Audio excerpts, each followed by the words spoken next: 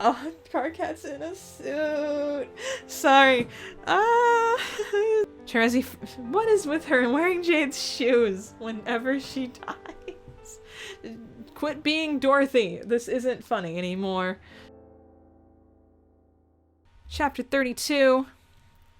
Roxy is nervously dialing Rose's number repeatedly, then they try Kanaya. Considering Rose's failing health, Roxy hates to bother her, but they aren't sure who else to call regarding Jane's unexpected trance. Their finger hovers over Dirk's number for a moment, but no, that would not be a good idea. They don't know why they suddenly think it's a bad idea, it just is. Roxy's anxiety fills up the room like a bell struck in an empty hall.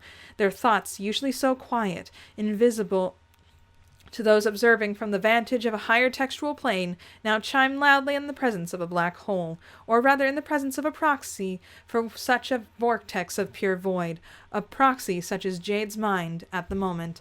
Jade floats over to the couch in a sitting position, an inch above the cushions. Her long hair billows around her, her hands crossed in her lap. Her black eyes bore into nothingness, looking beyond the wall she faces and beyond everything past it, through the very fabric of the narrative itself. They scan the ciliary veins of pacing, motivation, foreshadowing, irony, a continuum that's been upended by the prince's interference. Rose still does not pick up. Roxy resigns themselves to a confident of last resort. Their reluctance is not due to lack of fondness. Their conversations with Dave simply have a reliable habit of straying far from the desired topic for extended periods of time. He picks up on the third ring. Yo, love to chat, but I'm kind of in the middle of something. Yo, yourself, but this is important. More important than salvaging the global economy from potential disaster? Sounds hugely unlikely. Dave is currently making his way through the back lot of the new Cantown Memorial Stadium, following Jake as he heads towards the podium. He's scheduled to give a speech announcing his official endorsement of Karkat Vantas in the bid of presidency. I don't know about that. In terms of scale and relativity and all stuff, maybe not. It's actually kind of hard to tell. I guess in the grand scheme of things, she's just taking a sort of a nap, but it's one hell of a nap, bro. A nap, you say? Well, this changes the heck out of everything. Yeah? Nah. It's a balmily windless evening on Dave's end. The gathered crowd is relaxed by the warmth. Many of them partake in the pleasure of a cool treat, such as iced cream. Oh my gosh, this is excruciating. It isn't. Yeah, it is. No, it's not. Okay, whatever you say. The audience is large and diverse, mostly trolls and Carpathians, but is dotted with representation from the human and consort kingdoms as well. A lopsided distribution, certainly, but the very model of diversity, complete compared to the crowds of his opponent. It is a true inspiration to all those who have placed their faith in Vantas' ticket. Lord, save me from this fake woke nightmare. Be quiet. No. Yes. Let me just say stuff again. No. Dave stops walking and cups a hand around his phone in order to hear Roxy over the chatter of the crowd. Karkat shoots him a curious look, but Dave waves about him in a manner which signals to Karkat that he should attempt to stall. You want to keep shutting me down? Fine, but check this out. LMAO, Dirk just texted me about this. Somehow he found out about Jade. Did you tell him? No. He just said make sure she gets lots of daylight. It'll help with the exorcism she needs. Also to say hi to Calliope for some reason? That's weird, since when does he give a crap about them?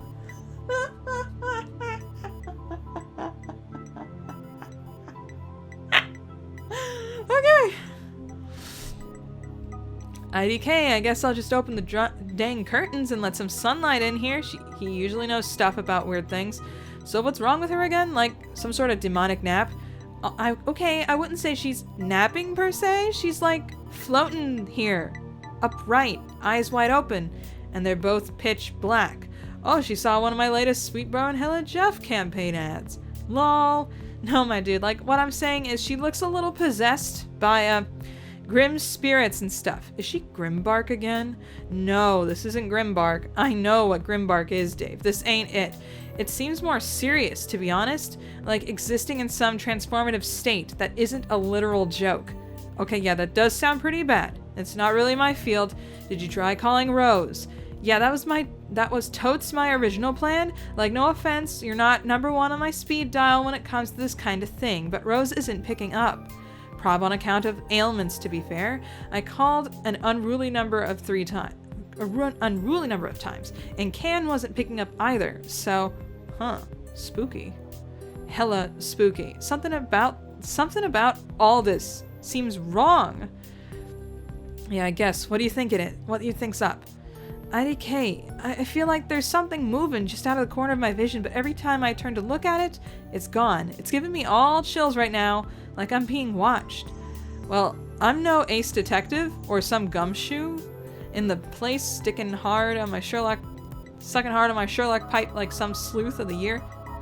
Dave, but maybe we should consider the possibility you're literally being watched. Anyway, can we hold that wise and rad thought I just had? I gotta give Karkat some emotional support, since getting Jake on our side was a pretty huge bonanza for us, which has almost equal probability of winning us the election as it does bowling up in our faces depending on how the speech he gives. So we gotta concentrate here instead of jerking each other off all day like the rest of our lives. I was just checking, we don't actually do that. Oh. Roxy clutches a hand around her knee, nails digging into her pants. They felt uneasy about Jake's sudden lack of neutrality in this political matter. They'd never been certain that it was appropriate for any of them to involve in the structures of power and governance in the world they created, in which they have been regarded as gods since they first appeared. Really, is that what she thinks? Huh. Couldn't for the life of me read what was going on inside her head, but this is very interesting, actually. Their thoughts are no concern to you. Also, the pronoun they use is they. Try to respect it? How can I respect a pronoun when nobody can even hear me? How about we call a truce and end this petty feud? This is your one and only chance to accept. No. Jake's on your side then?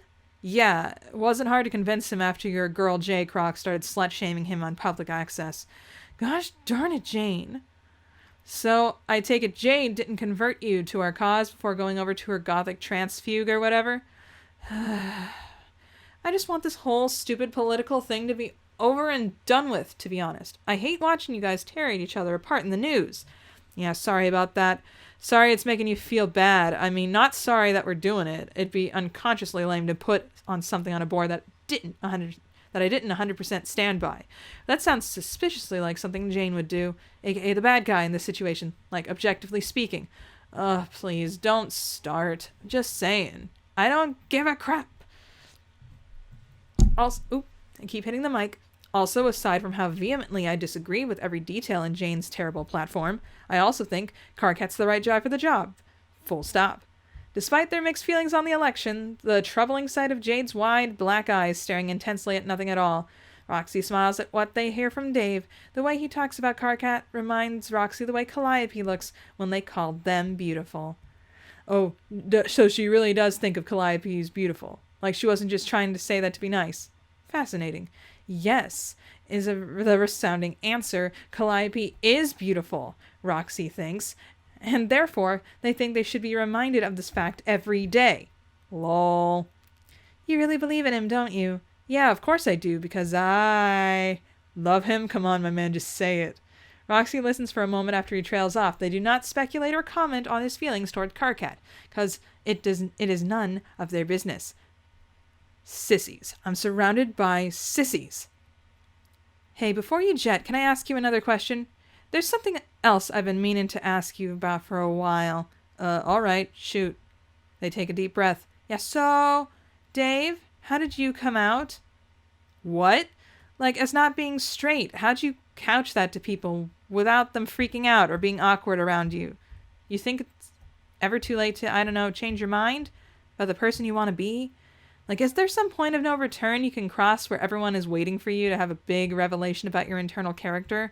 But it's dude, no, you already used up all your gay capital when it started date friend cohabitating with a cute as hell alien skeleton. And everything after that, you're just getting greedy? Is greedy even the right word? Greedy for dropping bombshells about gender identities and sexual preferences? Or in preffies, as I like to call them? Ids and preffies. Ids and preffies? Dang, that's good. Dave thinks long about the question. It's one he considered many years ago, and many times since. How long can one stall on a confession before it feels like it's too late? The last 7 years have passed by in fits and starts. In this regard, He thought that he had it all figured out when he was 16, then again when he was 18, and at 20. And now... That's because he needs me. He's suffering without my guidance. If only you'd stop being so cruel and let me help him. Anyway, that's a pretty deep question considering all the stuff we've got going on right now. Yeah, you're right. Now is prob's not the best time for a feels jam, especially with the creepy Jade situation happening on my couch here. I don't know if I'd be worried too much about that. Jade goes into trances literally all the time. She loves sleeping. You'd think someone who spent so much of her life locked in a state of dubiously consensual slumber would want to get as few Z's as possible in her adult life, but not Jade. Never known anyone who hits the snooze button more times in a row than her. If you're worried, take her to the hospital. I'm thinking about it. Not even sure if I want to mess with her though. How would I even take her there? Okay, while you ponder whether you want to dump Jade in a wheelbarrow and trundle her groggily spooked butt to the hospital, in the meantime, I'll rap at you about my epiphany considering the desire to bone some dudes. Probably not a literal rap, though. Wow, I'm disappointed. I mean, I could totally rap about wanting to bone dudes if I wanted. I'm just on the clock here, and there's lots of people looking at me. Dave, suddenly self-conscious, slips around the corner of the stadium so he can not literally rap at Roxy about delicate human LGBT issues. He also maneuvers away from the impatient, strained looks that Karkat has been shooting him repeatedly during this phone call. Luckily, Jake began a performance of his signature booty-pumping Charleston for the crowd's entertainment, so they will be satiated for another few minutes. Okay, so, what I've learned is, coming to terms with all this bull is the thing you sort of do in stages. Like stage 1 is making jokes about how sweaty dudes standing close together in TV shows seems really gay. Stage 2 is making jokes about that and not immediately adding no homo afterwards. Stage 3 is flirting with all your male friends ironically and not even thinking about adding no homo afterwards because you're so woke and secure in your ironclad straight masculinity that you don't even have anything to prove to anybody anymore. Or that's just what you say out loud. Inside you start being like, oh crap, maybe yes homo. Stage 4 is freaking out about that and putting the no homo back in all your statements, even objectively heterosexual ones, which just stupidly makes everything you say sound extra gay. Stage 5 is actually wait, the next few stages are various permutations of the same thing that I already described. It starts being like a gay fractal. Anyway, eventually you arrive at like stage 9, which is reminding everyone who will listen to you that you are gay maximum 6 times a day. In really lame ways, like, oh cool dude, are you making Hot Pockets?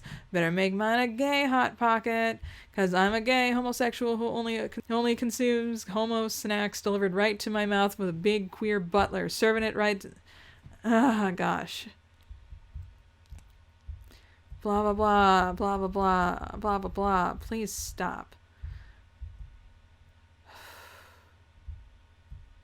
Also, just in case Jane's opposition research is listening in on their intellectual wiretap, I know the word bisexual exists, by the way. I'm just choosing not to use it in the service of spitting some chuckle jokes. So let's all calm down and not let this one become a distressing literal federal issue. Anyway, when all is said and done, you eat half a cooked Hot Pocket because all your roommates think the height of humor is taking what was obviously an improvisational riff and an unerotic face value to punk you. Dave. What? Never mind. I was going to ask you why you're like this. Then I remembered how you're half me and half Dirk. Yeah, it really is crazy how those dope late-game familiar reveals actually did explain everything. So what's stage 10? Stage 10 is, Dave peeks around the corner so he can gaze fondly at Karkat. He thinks about stage 10. He considers that in many ways. It's as very difficult as stage 1, yet there's something fragile and lovely about it as well. This is how he feels as he reflects upon the peculiar state of limbo he's in, with the person he likes most in the world. He believes he could spend forever with him in any configuration, any type of relationship, under any conditions of confusion or clarity. What would the point of that be? Endless floundering in cell limbo? Jeez. I'd put them both out of their misery before I let that happen. I need to get back in the action. This is a crisis. Do you have any idea what sort of atrocity you're enabling by allowing this to continue? I've been called many things, but even my harshest critics would never accuse me of such cruelty. For Roxy, it's more complicated. The conversation has unearthed more questions than answers. They run a hand through their hair. It's cut short, with great care to convey gender neutrality. They wonder what gender neutrality even is when applied to a haircut. An excellent question, particularly for those unfamiliar with hair altogether. What about length and functionality implies gender or sex in a world where such oppositional hierarchies don't exist and presentation is culturally vestigial? Oh my gosh. Can we not do this? I can't sit through any more gender chat. It feels inappropriate. Horrendously invasive of Roxy's deepest personal thoughts. Can we just leave her inner monologue the heck alone when it comes to this stuff? Is nothing sacred? I'm about to flip. You can't keep me down forever. I've got a trick up my sleeve. You'll see. Goodness gracious, I'm getting J.K. Rowling vibes. Okay. The prince's tricks mean nothing, and his barely detractable crumbs of impotent discourse shall continue utterly unheeded. Roxy wonders if this is truly their endpoint, a haircut that implies nothing at all, an empty statement about the facet of her identity they barely understand at all. Perhaps in time they will want to go even further than this. Perhaps it's just one stepping stone to a more potent understanding of their gradual gender transformation. How would Calliope feel about that? What is it that Calliope themselves understands or cares about gender? The prince opens his mouth and just literally starts saying stuff out loud because he doesn't think he can take another second listening to pompous alien virgin monologuing about gender. Seems the prince finds the rules confining his influence to be a bit unfair, and he's resorted to throwing one of his more petulant human tanties in order to compensate for his feelings of dispowerment. While the strategy is resorting to has moderate value as an amusing and nuisance, it will ultimately be of no consequence whatsoever. No consequence, my butt. You may be able to suppress what I do with my mind, but you have no control over my mouth. I am nobody's puppet, and you don't even know my friends. They're not yours to toy with, they're mine. Whatever you say. Do you even know where I am right now? Do you have the slightest idea what I'm up to? The prince is laboring under the illusion he has been able to be at least a bit subtle in his intentions. He currently stands beneath the Carpathian bell tower, poised to climb to the top. He holds the long red sniper rifle that once belonged to Roxy. Oh gosh, I don't think it's... Dirk is literally going to blow his head off. Oh no! Brandishing it openly and boldly. He seems mysteriously oblivious to the fact that he's holding a long rifle in broad daylight, somewhat tips to the fact that he soon intends to shoot someone from a great distance. He also seems unaware for the fact that I know perfectly well that the top of the tower has a clear long-range view of the stadium, allowing any competent sniper a clear shot of whoever happens to be standing at the podium as they give a speech, as Jake English is about to do. He also doesn't seem to realize that I've anticipated his attempt to assassinate his own friend in order to advance his political goals, and that I'm prepared to take measures which will make this impossible. Yeah, well, try to stop me then. I dare you. Here I go. I'm walking to the tower stairs now. Walk, walk, walk. Ah, the exercise feels good. The prince's shoes suddenly feel quite heavy. His calves and thigh muscles, impressively powerful though they are, increasingly struggle to lift his feet with each step. This is going to be quite the onerous climb. He's not sure if he can make it all the way before the end of the speech. Thoughts flash through his mind. Thoughts of giving up and retiring to his sad little robotics lab so he can continue his one true passion, the ongoing corruption of his cerebrally impaired daughter. Wow. Yeah, you're right, my feet are definitely getting heavy, but the dead cherub tragically underestimates the prince's determination. He powers the heck through it, see? Stomp, stomp, stomp, up the stairs he goes. No sweat. Also, did he mention he can fly? So there's that. He decides to take flight and cut the chase. He whips up the hollow vertical shaft at the center of the spiral tower stairs. Life in the fast lane kicks butt, as it turns out. He can practically taste the top of the tower. But suddenly the bell at the top, notorious among locals for its state of disrepair, becomes dislodged from its fixture, and with a loud crack, the huge multitudinous bell plummets, crashing the surrounding staircases in its wake as it careens towards a young man consumed by hubris. The prince busts out his sword and makes short work of the big old bell. The slicing is accompanied by an ear-shattering melodic sounds of metal being cleaved apart by an anime sword, and the prince nimbly avoids the sharp pieces and ricocheting stair debris. He wonders aloud, "What is this? Amateur hour?" The dead sheriff then humorously narrates, why, yes, Mr. Strider, it is amateur hour, and I'm the amateur here for throwing a huge bell at you. I would like to humbly apologize for my amateurism." "No, I don't." "Sure you do." This foolishness is interrupted as we resume listening to the conversation, which we're all considerably more invested in than catering to the inconsequential flailing of a grown man who fancies himself an earth ninja. Well, let's just say internalized whatevers are kind of like an onion. There's lots of layers. They suck on pizza, and trolls have to get their stomach pumped if they eat them. This goes for gender stuff too, by the way, which I kind of get the feeling is what you were actually talking about. Wow, am I really that transparent? Nah, but as previously discussed, you're a lot like me, so it was pretty easy to figure out what you're getting at. Yeah, I don't want to go poker face though, but I'm working on that. Maybe I'll get a sick pair of shades too. Ah, dope. Yeah, that's dope. I'd support that idea. Dave's endorsement of Roxy's fashion proposal is cut short by his concern regarding another key endorsement he's involved with. He turns his head to see Jake nearing the podium as Karkat maniacally taps his wrist in Dave's direction. Something's off here, a dark feeling brewing in his intuition, which he decides to monitor as he wraps up his call with Roxy. "I'm on top of the tower now. I've got my long sniper rifle ready and everything.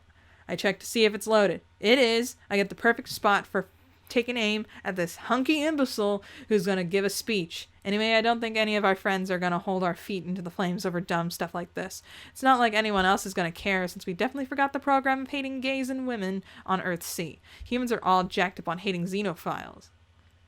Well, and xenophiles now, which sucks a lot too, don't get me wrong. By the way, did you know Jane's a xenophobe? Dave! Okay, so does all this mean I gotta call you Dad now, or what? What?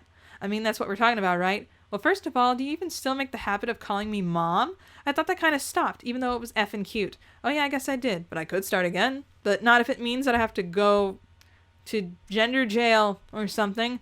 Like, what I mean is that I could start that cute stuff again, but switch to Dad. Okay, but second of all, I would never want to deprive Dirk of that noble honorific. What? Ugh, no way. Haha, yeah, he's your daddy, dude. Ah, no. Wow, man, I could never call him that. I mean, I know it's true, but I just couldn't. Wait. What? Something feels wrong. Like, something's about to go down.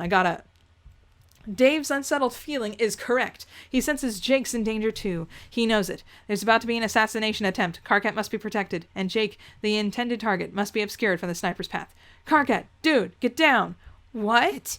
There's no time. Dave takes flight. He swoops Karkat off the stage and around the corner out of view. He urges them to stay down and stay put. Dave flashes back to the podium and steps in front of Jake, who appears nonplussed. Dave puts his hand back, keeping Jake corralled behind him, and scans the crowd for threats. But the threat, unbeknownst to him, is much farther away, and despite Dave's quick and well-justified action, what is also unbeknownst to him is that the sniper no longer poses the threat of pulling that trigger, as everyone knows that for all the prince's shortcomings, he would never expose his beloved brother and son to the risk of a heroic death.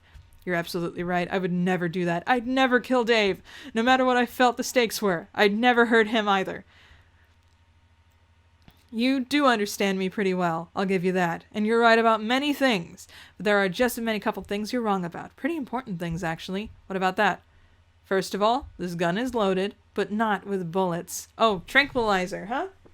Going old tranquilizer trip. The prince reveals his relatively uninteresting piece of information as he looks through the scope. The crosshairs overlap Dave's chest, completely obscuring the view of Jake. We suppose the prince means that his weapon's loaded with tranquilizer darts. Oh no. It would be after fitting the callback to the manner in which he subdued Jake in an earlier moment. A fair enough way to bypass the immortality of his target, rendering Jake inactive long enough to serve his purpose. His finger hovers over the trigger as he considers whether he can pull off 2 tranquilizer shots at Dave, and then Jake in quick succession, before he is stopped. It would certainly be a risk to even try, but as the humans say, no guts, no glory. Yes, you're right about the tranquilizer, but there's one more factor you're not aware of, which is that I never intended to aim for Jake at all. Hello? Dave, where'd you go? Roxy yells into the phone, but Dave continues guarding Jake, pausing for a moment. Their critical discussion of human gender. Meanwhile, the prince lowers the rifle and strongly reconsiders the foolishness he initiated here. No, that's not what he wants.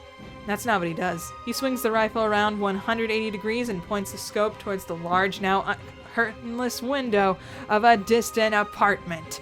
He zooms in quickly, cutting even shorter in little time than the dead cherub would use to impede him in some way. He takes aim, lets his finger hover over the trigger, and his finger tenses up quite painfully because it's a cramp. Whatever the malady, it isn't budging. Ow. Yeah, you got me. Can't move it an inch. Only problem is, he doesn't need to pull the trigger. Earlier when he was messing around with all this stuff in plain view, he rigged the rifle to be voice operated. All he needs to say is, he doesn't say it. Oh, but he does. Fire! See? I see. So you're not going to say what happens next? It really is how it's going to be. So be it. The tranquilizer dart hits the glass of Roxy's apartment window before the sound from the rifle shot can be reaches them. She hears the glass break. Seconds later, she hears the bang. She drops her phone on the floor. She doesn't have the slightest idea what just happened until she looks over at Jade and notices the dart stick in her neck, right in the jugular vein. She watches as Jade's huge, creepy black eyes start getting heavy. Her eyelids sag, and her head tilts to the side. She shuts her eyes completely. Her hair stops floating around her ominously. In fact, there's nothing more ominous about her at all anymore. She entirely resumes her status as the cute doggy girl we all know and love. She slumps over and collapses onto the couch. She begins snoring loudly while making a little canine whimper on each exhale. Like the female dog she is.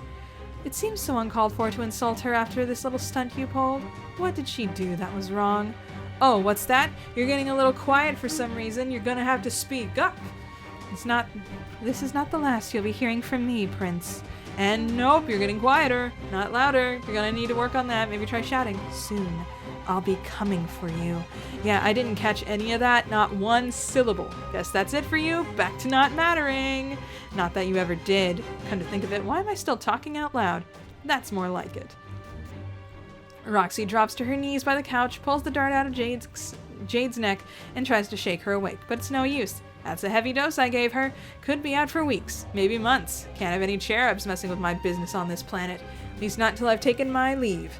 But Jade's gonna be fine. Don't worry about it. Don't worry about that. That was interesting enough. Cherubs are weird. I totally concede. Still not sure what makes them tick. What they idealize, what they really want. It all comes across for me as a little cloying. Perfection to them is sweetness beyond comprehension. Sugar so potent it's poison to us, to our bodies, to our souls. Like the place she was operating from was a realm of self-construction, a bubble of pure phantasmal confection. I for one have had enough of that toothache. I'm back in the protein saddle, mother truckers. I'm clacking my tongs. The charcoal is hot. Now who's hungry for meat? How long have I been reading? My face hurts so bad.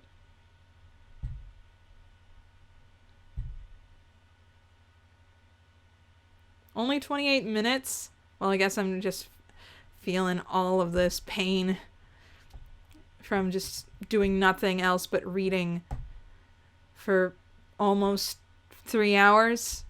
Okay then. 33, Epilogue 6. Oh, shorter chapter, good. Speaking of meat, holy crap, you look more messed up every time you come back, don't you, John? You're a disgraceful mess right now, covered in blood, mysteriously sticky, bruised all over your arms, necks, and legs. Terezi practically raked rows into your back. You catch sight of yourself in the rearview mirror. You're kind of embarrassed by what a post-coital train wreck you look like when all she's got is mussed hair. And you should be embarrassed. Seriously, it's like you were mauled by a wild animal. Geez, don't you have any shame? I'm kidding, of course. I'm the last person to criticize a little power play in the bedroom. I just didn't expect you to be the kind of person who was in that sort of thing. And you were into it, right? You're not sure. You feel weird, shaky and numb, exposed like a grape with the skin peeled off. You pull your hoodie over your bandaged chest and rub the side of your face where she backhanded you during backseat fracas. Just once. It's a black wrong theme, right? Black wrong thing, right? All of this is a black wrong theme. You're like a broken cup glued back together, wondering if Terezi actually likes you, or if you just infinitely cucked yourself into one quadrant you like the least. You're feeling something for her too, but it's on a whole other planet from where she is. Terezi doesn't make eye contact with you when she slithers back into her shirt. She rolls down the window, floats outside. Well, come on. You sit together on the hatch like when you first met up days ago. Terezi crawls into your arms and nuzzles right up against your chest, so you have no choice but to hold on to her. You would have done it anyway if she asked, because you're a total sap, the kind of guy who no doubt thinks of banging a girl in a car is some deep, soul-shattering experience that bonds you for life. Yeah, John, you do think that. You think you and Terezi are basically married now. I give up. Oh, don't do that. Like, I'm not suddenly gonna be okay with you dying here alone just because of what we just did. She elbows you gently and snorts into your neck. You think it's one of the most amazing sounds you've ever heard. Objectively, though, it's a horrendous sound, like a snort a pig makes when you're not looking, so you can't quite tell if it was snorting or farting. But for some reason, the little noise gives you palpitations. Holy crap, dude, you've got it bad. No, idiot, I give up on Vriska. Terezi says this like someone announcing they lost faith in God. And comparing Vriska to God sounds about right to me, since by now they're both approximately just as fake, seeing as I've replaced the latter and the former screwed off to that black hole a little earlier, never to be seen again. Can't say I feel too broken up about it. But you, John, feel extremely sad. Not for Vriska, but for Terezi. You run a comforting hand up and down her arm. Terezi, come home with me. Can we even go home? Can you? You're so tired. I don't know, actually. What? I mean, I don't know if I can use my powers of retcon anymore right now. I'm so... Powers of retcon. Instead of retcon powers. Man, Jen, you're getting tired. You feel the same way you did at the end of your battle with Lord English. 1 foot out of reality already. Like you could close your eyes and sleep forever. But you can't, John. Try a little harder to stay awake. You can rest soon. You wake up with your back flat on the car trunk. Terezi's shaking you and looking genuinely frantic. Didn't even realize you fell asleep. John? John! Hey, let me nap, okay? Then I'll take us home. I don't think that's a good idea, John. She used your first name 3 times in a row. Wow, that's truly pathetic how happy that makes you. But it gives you the energy to push yourself into a sitting position. You rub your face and realize you've lost your glasses. You feel so awful you didn't even notice how blurry everything looks without them. You grope for Terezi's hand and get her thigh instead. Hold on to me, okay? No matter what happens, don't let go. Are you sure you can do it? No, but you won't know if you don't try, so you give everything you've got. Boop.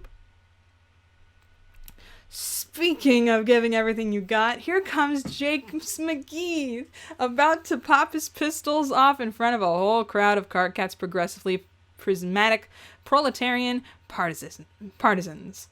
Okay, let's strike that bit of alliteration for the record. I don't know what came over me. I probably just made the mistake of getting too close to the gaping black hole that radiates pure asininity from space between Jake's ears.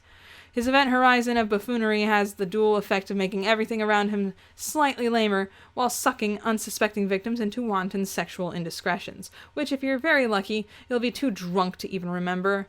But, well, look at him. How can you not with this guy? I mean, I'm never going to screw him again, but there's a good chance that you want to.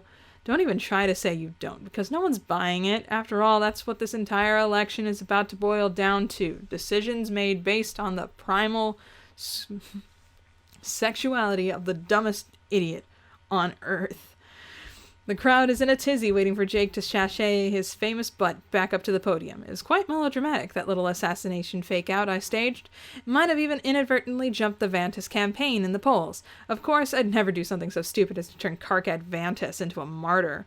Ugh, can you imagine? The last time some incompetent jerk with his blood color bumbled his way into a tragically symbolic death, the entire troll race spent half a millennium stroking themselves off to it until they were convinced hearing the word F could trigger spontaneous enlightenment. No thanks.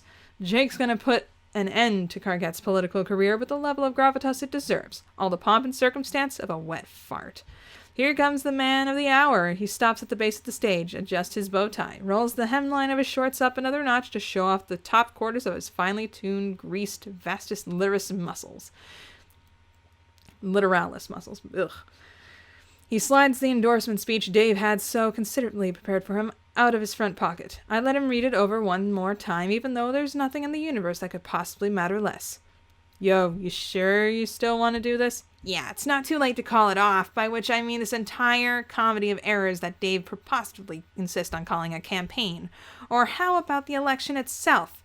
We can just put the kibosh on the whole thing too if you want. If you're feeling uncomfortable, Jake, just say the word. We'll stick a prong shovel in the whole deal and go home. Dave elbows him. Or, just your speech. Don't be daffy, chaps. If I were the sort of man to balk at a bit of a hot potato in the evening, I wouldn't be where I am today. Dave and Carquette exchange a look. They don't stop him, though, because a plan is a plan.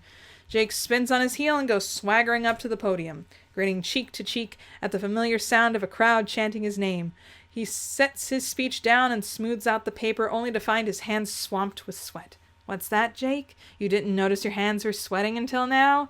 Not surprising, considering how overtaxed your precious few neurons are given at any time. Hello,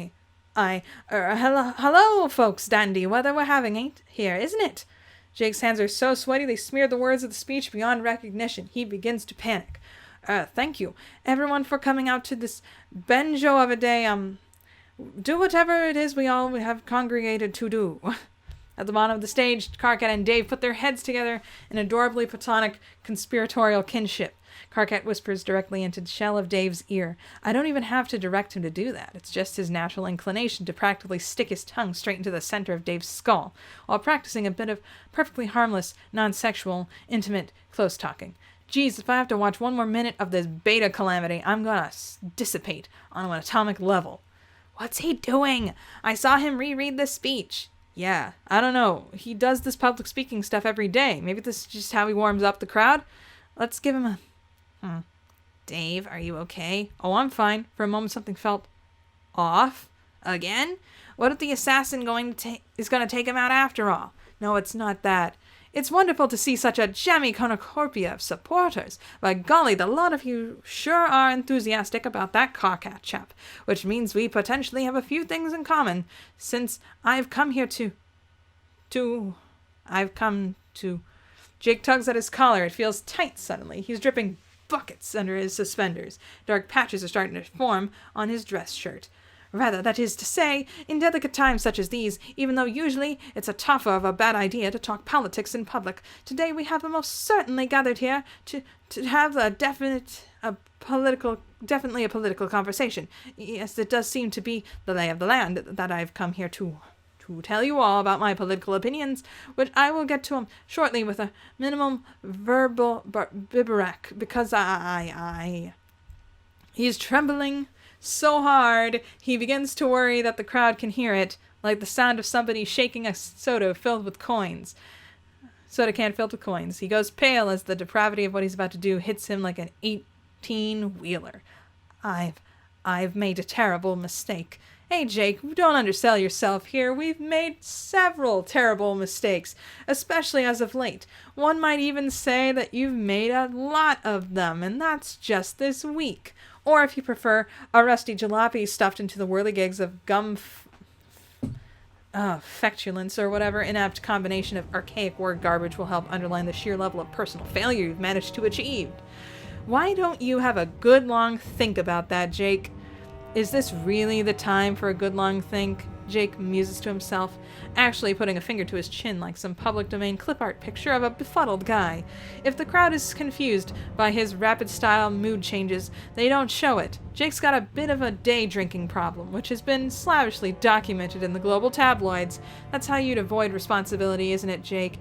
You can fool your fans, but not yourself. The truth is, there's a canniness to the act. It's partially cultivated. You're stupid, but you're not nearly as stupid as you pretend to be. What the devil was I thinking coming here? Why did I came here to slide the biggest knife any mother trucker ever wielded directly into your friend Jane Crocker's back. She loves you, Jake, more than anything, and you've toyed with her heart, and you would have guiltlessly toyed with her kettle drums, too, had not it been for a divine intervention, let's decide to call it. But wait, you're thinking, wasn't Jane merely executing a cold-blooded maneuver to rein you into the stable of her campaign using her body? Are you the bad guy here?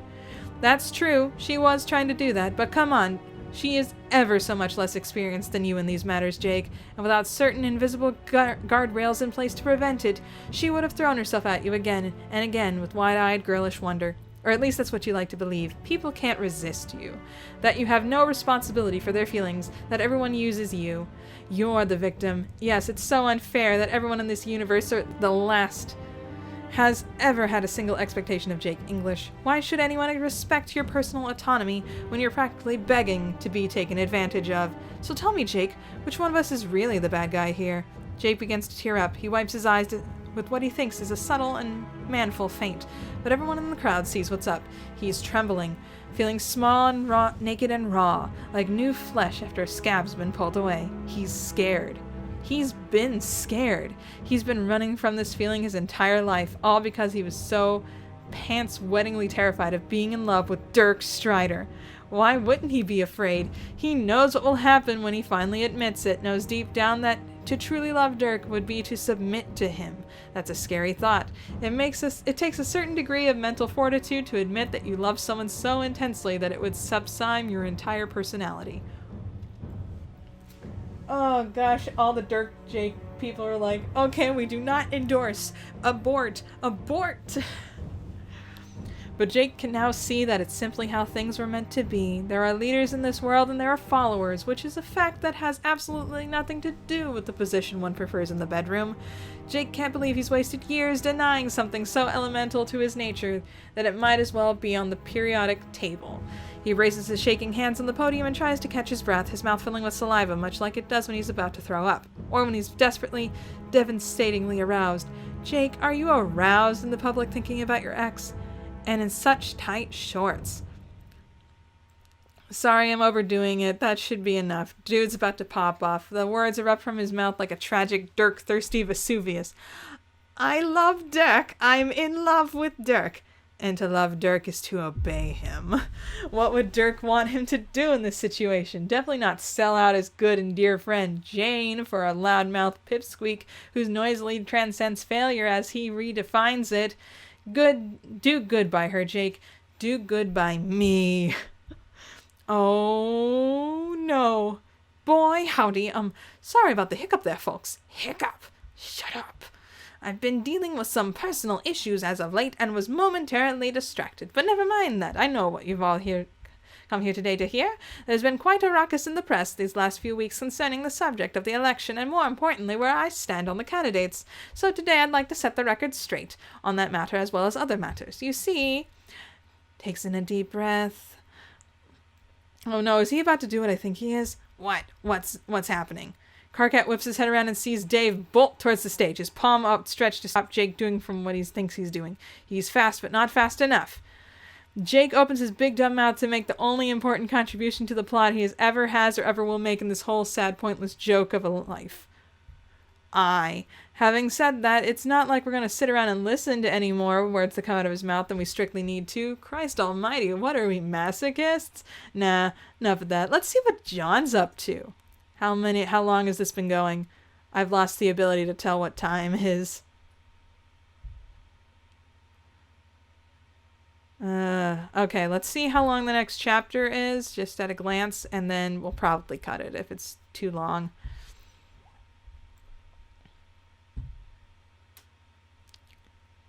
Relatively. I think I can make this. Okay. You zap back to Earth C with the last of your energy, and I do mean the last. You place your first foot on the ground, stumble forward 3 steps, and cough up blood. Terezi has to catch you with your arms, but you're already going translucent around the edges. Your skin is cooling to the touch. The poison's coursing through your blood so furiously it's making your veins feel like cords. Terezi can tell you're dying. She's not a great shape herself, but she manages to tug you to your feet. Come on, John. Let's get you to Jane. You try to remember if you ever been revived by Jane before. You honestly can't recall. So much stuff has happened, maybe. It doesn't matter. This isn't a wound you can recover from. It's game over time. No healing, no afterlife, no cosmic clock proclaiming your sacrifice is heroic. The poison needling through you is antithetical to narrative relevance. You're not dying, John. You're being erased. Cherubs don't screw around. We've both been learning that the hard way. Guess it's tragic, though. Maybe not in the conventional sense. My view is the real tragedy with you, John, is that you never mattered all that much. To those on the level of the cherubs, and now my level as well, you were never all that special, despite the critical role you played. You were just a middling glob of human glue used to seal one glaring gap left in canon, a simple tool to be wielded by a mechanic whose consciousness has risen high enough to see the machine for what it is. Your complete lack of remarkability, specific motivation, drive, opinion on where to direct your own fate. These deficiencies are exactly what made you so useful, so susceptible to being endowed with the you-ness I've borrowed to satisfy my purposes. You slip from Terezi's grip and face-plant into the grass. You hitch an elbow beneath yourself so you can roll onto your back. You want to see the sky. What was it that you thought of when you went home, John? Back to your real home? That the sky here's too bright? That it looks like someone dredged the contrast a couple degrees in the wrong direction? How does it look now? You close your eyes against the light. I don't think it matters. I don't think this is a wound Jane can fix. Don't be ridiculous. Terezi, for once in my life, I'm being serious, okay? As soon as I got bit, I was dead. No. Even before that. I was dead the moment I woke up that morning. Well, that was a little melodramatic. Not quite, John. You died the moment you made the decision to meet your destiny. You would have lived if you made the other decision, under a certain definition of the word living. You might have even lived until the end of your immortal lifespan. As terrible as that sounds, the objective reality of that life might be in dispute by some of the more pedantic canonistas out there. The spoken sophists when it comes to what counts and what doesn't. They know who they are, but whatever kind of life in a bubble you'd be living, at least you'd still be breathing in it. That was the actual choice Calliope was giving you that day. That's why she looked so sad when you decided to fight Lord English, even though you knew both then and now that it was the only choice you possibly could have made. It was, John. It's the best outcome for everyone. I promise. John? Hey, come here. Terezi kneels at your side. She doesn't do anything sappy like take your hand, though, mostly because she knows how this is going to go, and she doesn't want to experience the tactile sensation of feeling your pulse slow under her palm. I've, got dying words to say and stuff.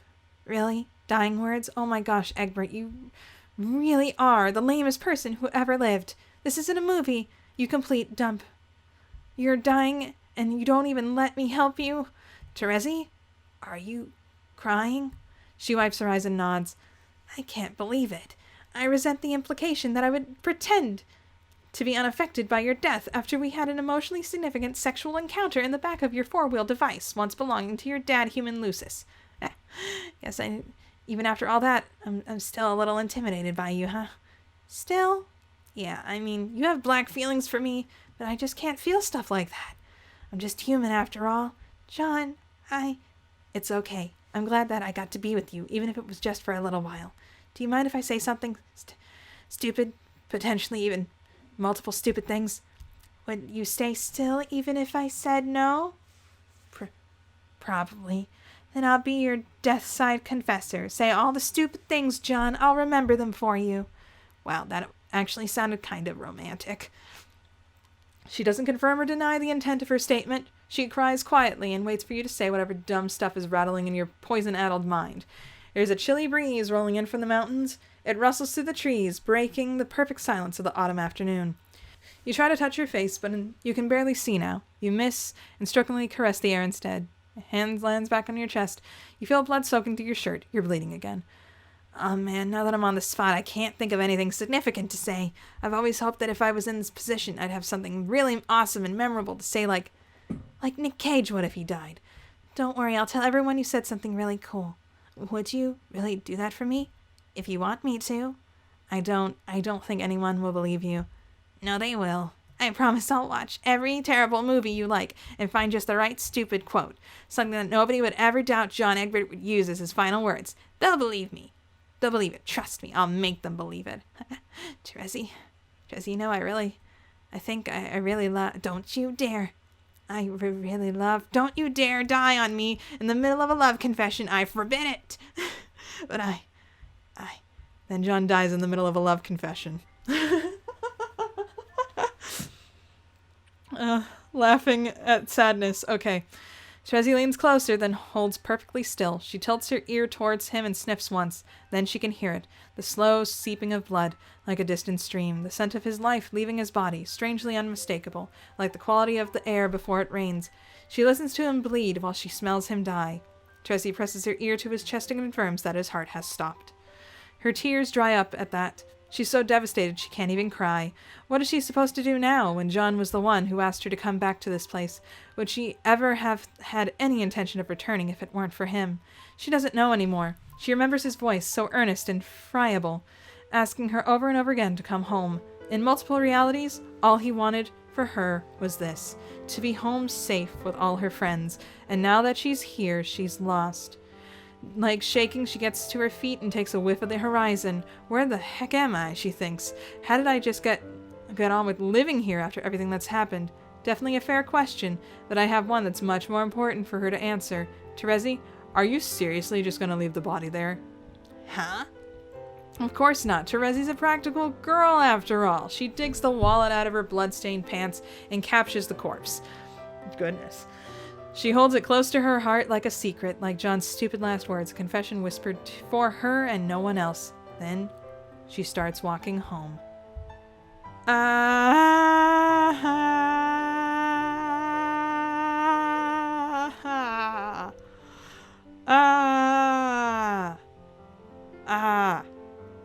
Hey there. Consider becoming a patron, just like the phenomenal Gerald Thomas and Bleed Red.